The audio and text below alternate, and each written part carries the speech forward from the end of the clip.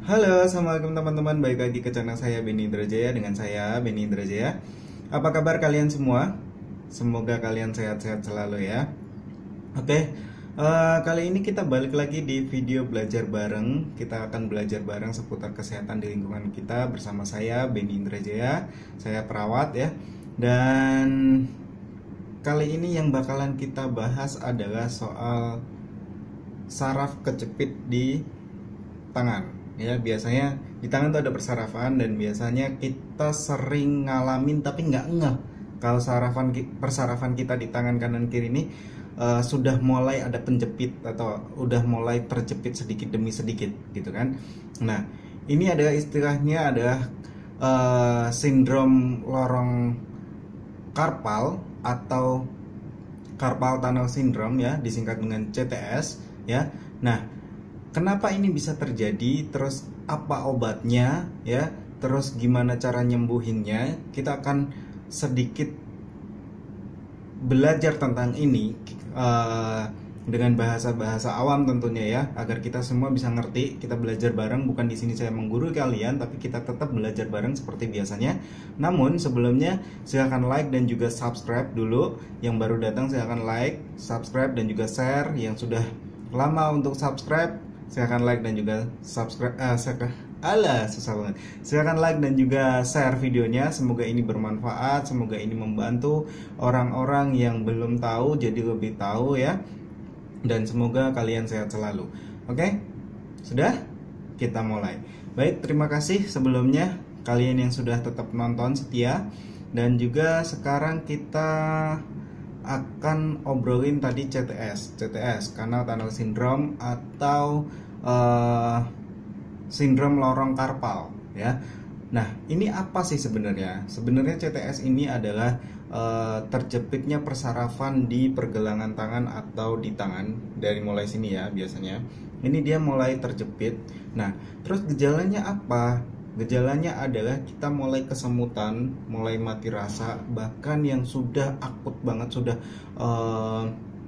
parah banget gitu ya, sudah parah banget itu dia bisa tidak kuat memegang gayung, dia bisa sakit banget, bisa nyeri banget ya.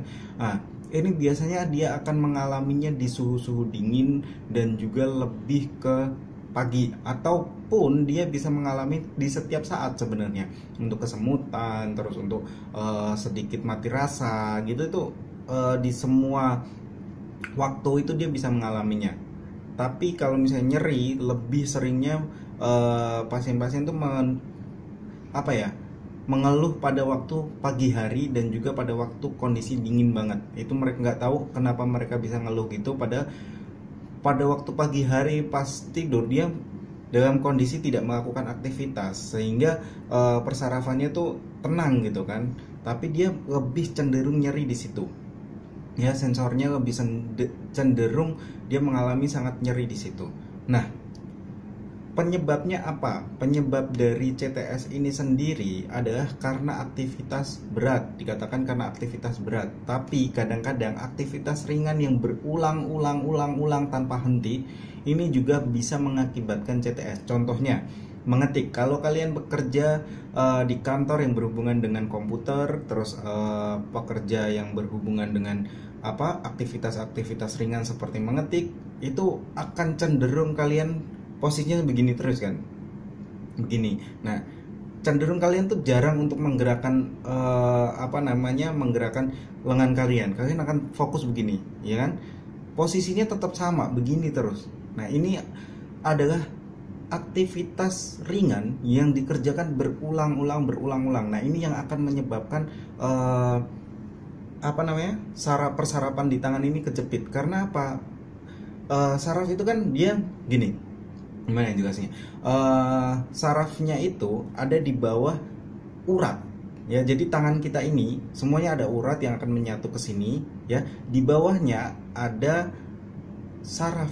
Nah, dan itu akan dibungkus oleh lorong semacam pipa gitu. Jadi kalau kalian pernah lihat kabel galian di pinggir-pinggir jalan, nah itu dia akan dikasih pipa-pipa plastik gitu kan, ya kan. Nah, di dalamnya akan ada kabel-kabel optik gitu kan. Nah, itu sama persis dengan persarafan kita. Nah, dia ketika apa namanya, selongsong dari plastik yang akan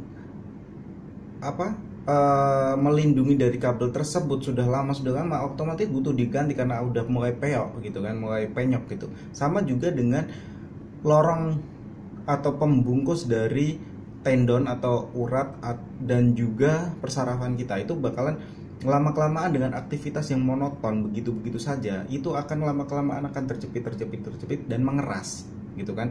Nah, itu pertama yang terjadi. Terus aktivitas berat kalian mengangkat beban, narik beban, itu juga bisa menyebabkan CTS.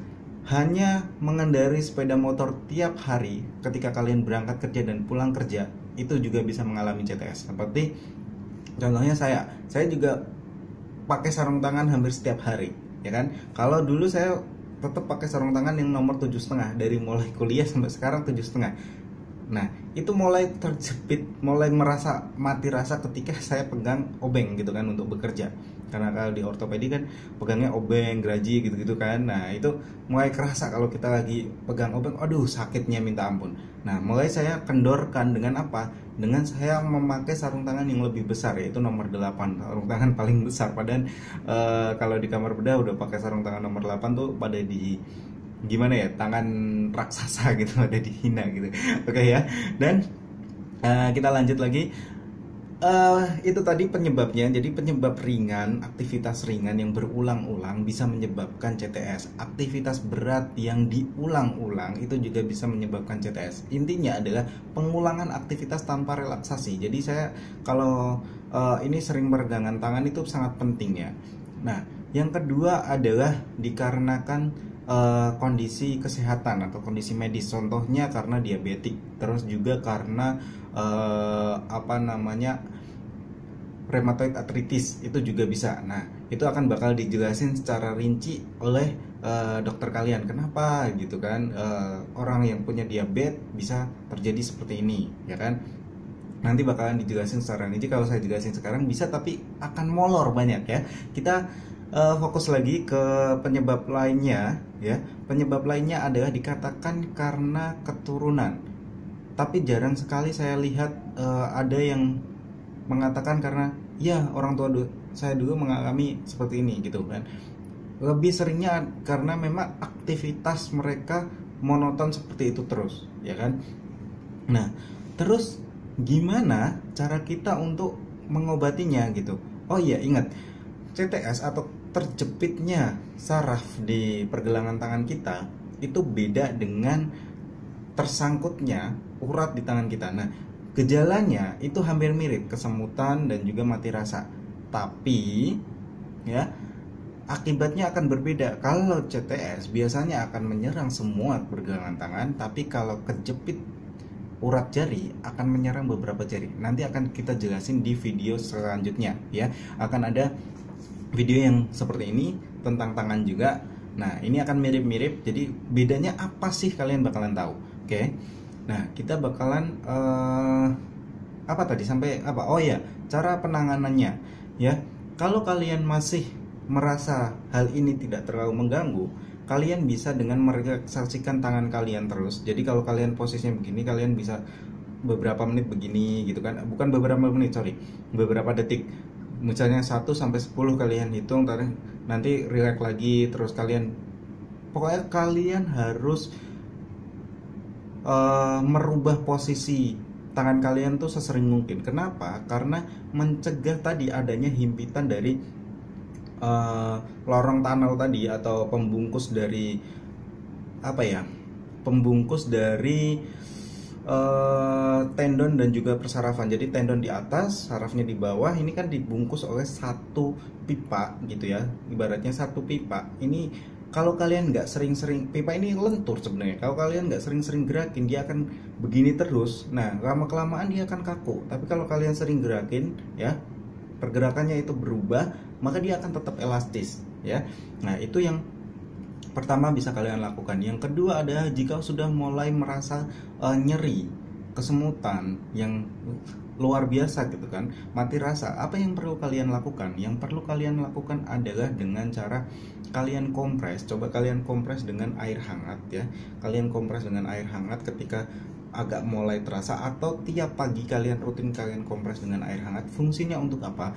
Fungsinya untuk pelebaran pembuluh darah di sekitar area tersebut. Dan juga kalau pembuluh darahnya mulai melebar, kalian juga akan mendapatkan suplai oksigen yang banyak. Suplai oksigen yang banyak ini akan disebar ke seluruh tangan ya, dan fungsinya adalah untuk relaksasi juga dari rolong pipa tersebut tadi yang saya jelasin tadi ya, pipa pembungkus saraf dan juga tendon. Nah, itu juga akan mulai melunak gitu kan. Nah, ini yang sangat penting akan kalian lakukan. Namun tindakan ini hanya tindakan pencegahan ya. Tapi kalau misalnya kalian benar-benar mau sembuh ya, kalian harus menjalani misalnya operasi. Ini tindakan terakhir sebenarnya. Mungkin akan disarankan untuk tindakan pelebaran dari lorong atau pembungkus tendon dan juga persarafan ini bisa dilonggarkan atau bisa dilenturkan kembali dengan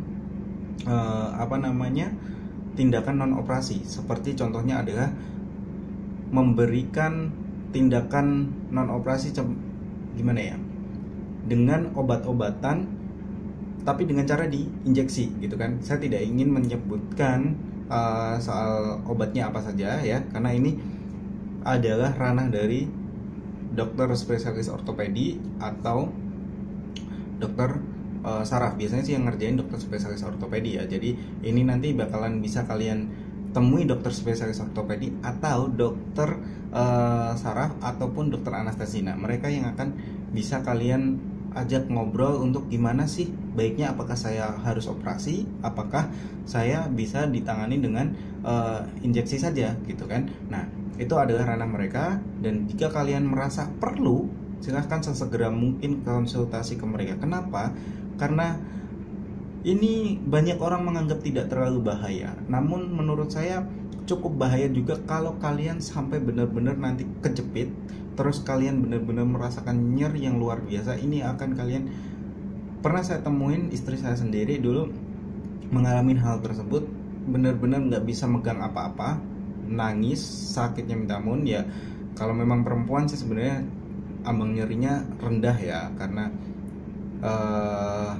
gimana ya, memang perempuan tuh ambang nyerinya lebih rendah. Ini bukan menyepelekan perempuan, bukan ya, tapi memang perempuan dan laki-laki ambang nyerinya berbeda, jauh lebih tinggi laki-laki. Jadi misalnya perempuan udah merasa kesakitan, laki-laki belum. Tapi saya rasa ini benar-benar sakit banget, karena dia sampai nangis. Itu kalau orang sampai nangis berarti skor nyerinya sudah sangat tinggi, udah bisa sampai 10 ya kan. Itu sudah tidak, istilahnya tidak tertolong lagi, mau nggak mau harus disembuhkan. Nah, saya konsultasi dengan dokter spesialis ortopedi dan coba deh mau dioperasi nggak, ngomong dulu gitu kan. Saya omongin, ternyata istri saya tidak mau dioperasi. Nah, ada jalan lain nggak? Oh ya udah, diinjeksi dulu deh. Nah, untuk peregangannya gitu kan. Namun injeksi ini tidak selamanya akan menyelesaikan masalah, karena dia hanya akan bertahan 3-6 bulan. Nah, alhamdulillahnya sih sampai sekarang bertahan, sudah lebih dari 2 tahun lah ya. Istri saya ibaratnya apa ya, tangannya udah enak gitu ya kan. Nah, itu juga kalian harus sering-sering merefresh tangan kalian agar tidak terulang kembali gitu.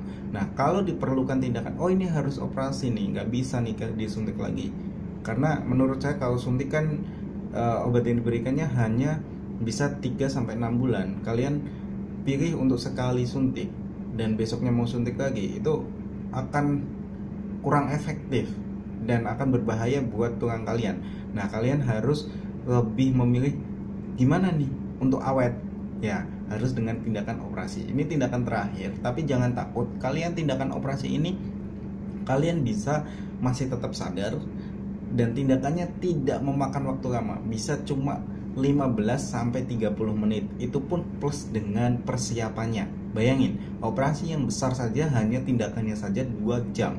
Tapi dengan tindakan pembebasan ini ya, pembebasan saraf yang kejepit ini hanya memakan waktu 15 sampai 30 menit ya.